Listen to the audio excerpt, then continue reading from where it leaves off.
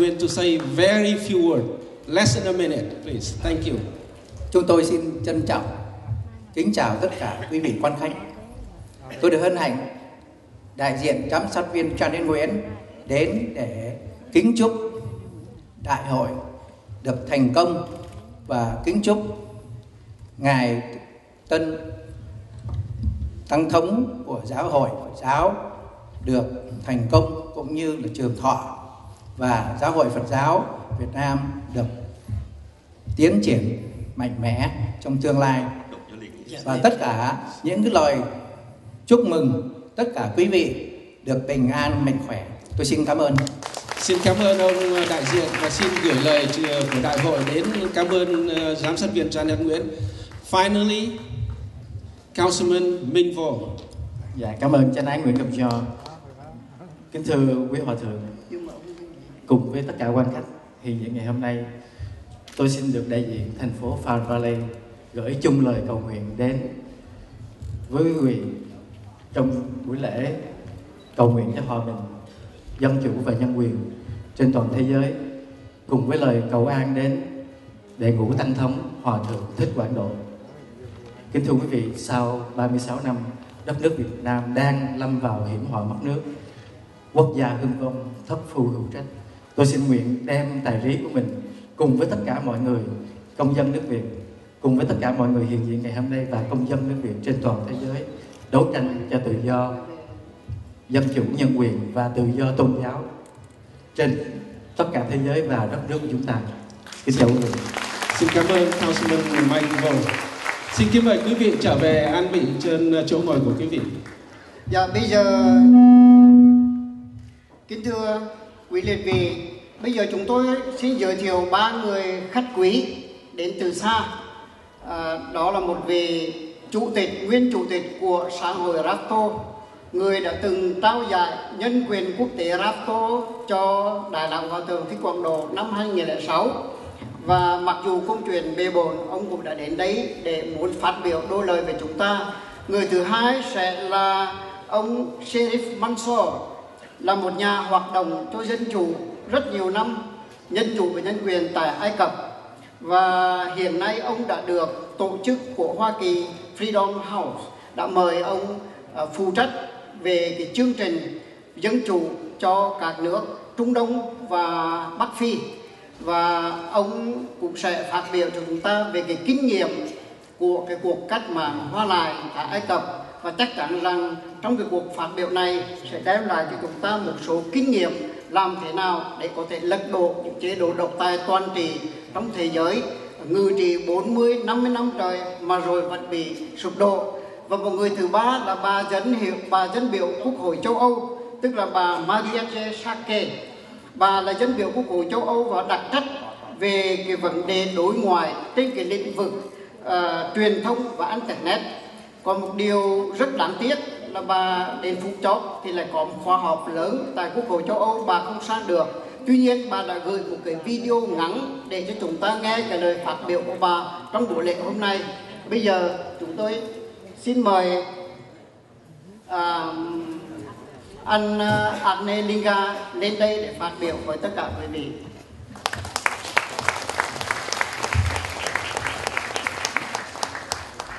It's my great honor to introduce, and great pleasure because he's taller than me for the first time in this Vietnamese assembly. Somebody's taller than me. Anna Lingard is the former director of the RAFTO Foundation, which is in Bergen, Norway, and it's very special because 4 people who've received the RAFTO Prize have gone on to receive the Nobel Peace Prize. So Thích Quảng Độ is one of these persons, and we're very, very happy that Anna is a very busy man, but he's managed to come from Norway to be with us today. Thank you, Anna. Thank you. Respected leaders of the Unified Buddhist Church of Vietnam, distinguished guests, ladies and gentlemen, I would like to express my deep gratitude for inviting me here today to honor the Buddhist leader and the outstanding human rights champion, the very venerable Thích Quảng Độ. I'm proud to be part of an event that brings together so many Buddhists and human rights defenders from all over the US. Kính bạch Chư Tôn Đức Giáo phẩm Giáo hội Phật giáo Việt Nam Thống nhất, kính thưa quý vị quan khách, quý bà, quý âm, tôi xin ngỏ lời cảm ơn ban tổ chức đã mời tôi tới đây hôm nay để vinh danh nhà lãnh đạo Phật giáo tối cao mà cũng là nhà bảo vệ nhân quyền Việt Nam lỗi lạc, Đại lão Hòa thượng Thích Quảng Độ. Tôi hân hạnh được tham gia sự kiện quan trọng này cùng với đông đảo Phật giáo đồ và các nhà đấu tranh bảo vệ nhân quyền trên khắp thế giới cũng như tại Hoa Kỳ.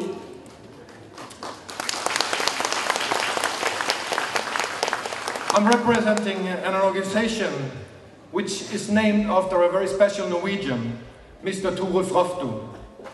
As a professor of economic history at the Norwegian School of Economics, Rafto brought the whole world into his classroom and taught that justice and freedom was an essential part of the curriculum.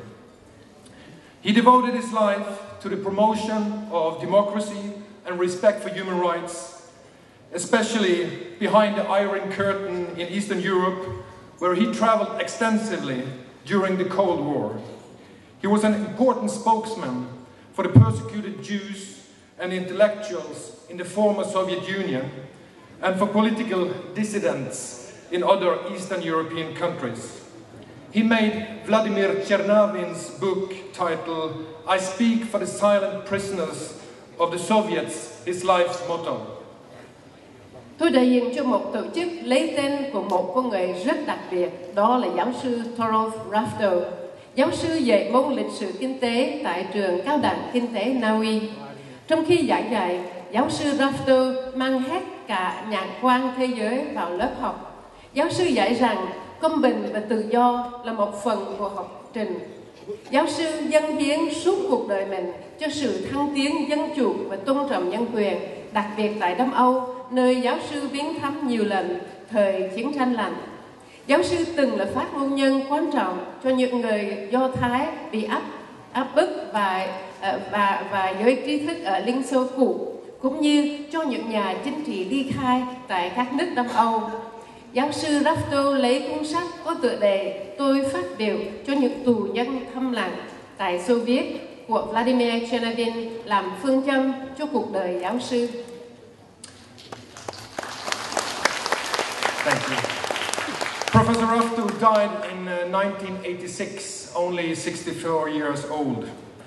And the Rafto Foundation for Human Rights was established to commemorate the late Professor Rafto and to carry on his lifelong commitment to protect human rights.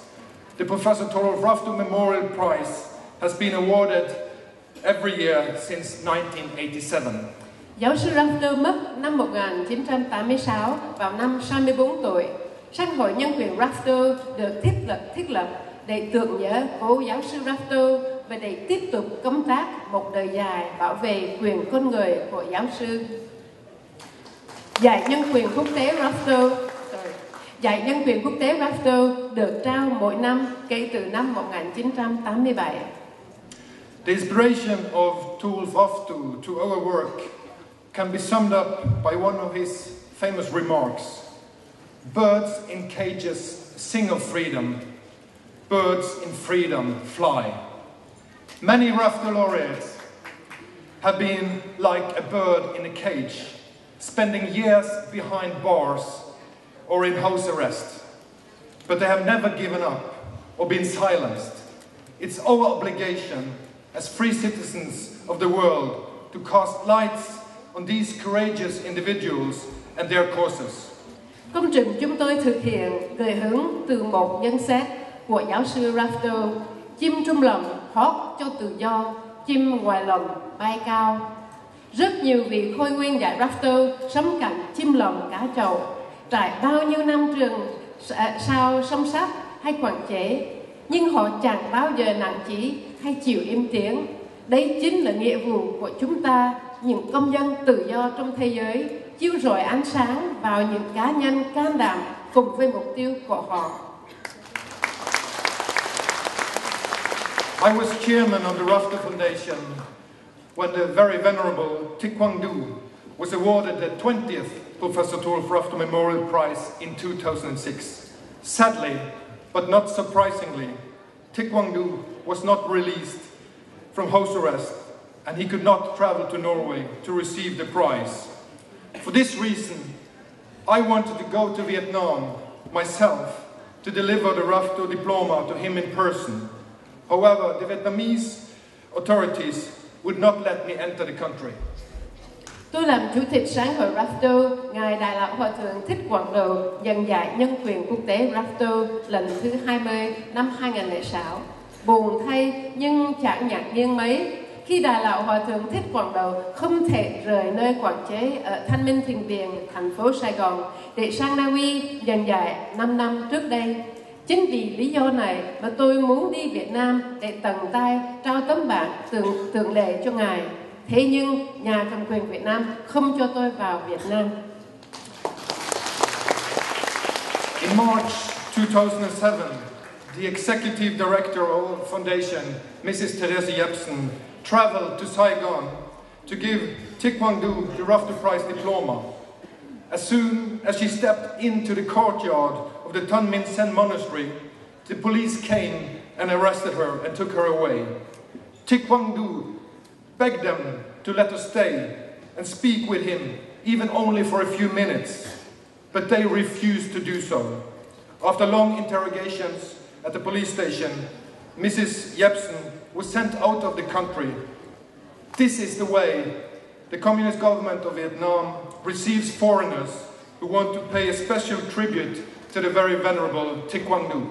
Tháng 3 năm 2007, Giám đốc điều hành sáng hội RAFTO bà Therese Jepsen đã đến Sài Gòn trao bằng tượng lệ RAFTO tận tay Hòa thượng. Nhưng vừa bước vào sân Thanh Minh Thiền Viện, bà liền bị công an bắt. Đại lão Hòa thượng Thích Quảng Độ đã năn nỉ công an để cho bà đứng lại nói chuyện với Ngài dù chỉ vài phút thôi, nhưng công an từ chối. Sau một cuộc thẩm vấn dài tại đồn công an, bà Jepsen bị trục xuất khỏi Việt Nam. Đây là cung cách chính quyền Cộng sản Việt Nam tiếp đón người ngoại quốc, chỉ muốn tỏ lòng kính trọng đặc biệt với Đại lão Hòa thượng Thích Quảng Độ. As you very well know, the Hanoi government still keeps him isolated in his monastery so that he cannot speak out about the lack of freedom and democracy in Vietnam. But Thích Quảng Độ will not let them silence him. He will continue to speak out for human rights, whatever price he has to pay, like he did in the Ba Sao prison in North Vietnam in 1998. The authorities said they would release him if he would ask forgiveness for his so-called crimes, but he refused to do so. He would rather stay in prison than admit to crimes he had not committed. So in the end, they released him. As Thích Quảng Độ puts it, they could put my body in prison, but not my mind. For me, inside or outside prison is the same. I came from a small prison cell into a larger one. In Vietnam, the whole population is imprisoned by the regime. End of quote. Chính quyền Hà Nội quyết cô lập Hòa thượng nơi thiền viện, không cho Ngài nói lên sự thiếu tự do và dân chủ tại Việt Nam. Nhưng Đại lão Hòa thượng Thích Quảng Độ không để cho chính quyền bịt miệng Ngài. Hòa thượng tiếp tục đòi hỏi cho nhân quyền mặc phải trả với bất cứ giá nào. Như trước kia, Hòa thượng phải trả tại trại giam Ba Sao ở miền Bắc năm 1998. Nhà cầm quyền hứa trả tự do cho Ngài nếu Ngài chịu xin khoan hồng cho những tội đã phạm. Nhưng Hòa thượng khước từ, thà tiếp tục bị cấm cố còn hơn là chấp nhận tội một mà Hòa thượng chưa hề vi phạm. Nhưng cuối cùng họ cũng phải trả tự do cho Hòa thượng. Hòa thượng từng nói, họ có thể giam cầm thân xác tôi nhưng không thể nào cấm cố thần trí tôi. Đối với tôi, trong hay ngoài nhà tù cũng thế thôi. Tôi rời nhà tù nhỏ để bước vào nhà tù lớn. Tại Việt Nam, toàn dân đều nằm trong nhà tù của chế độ.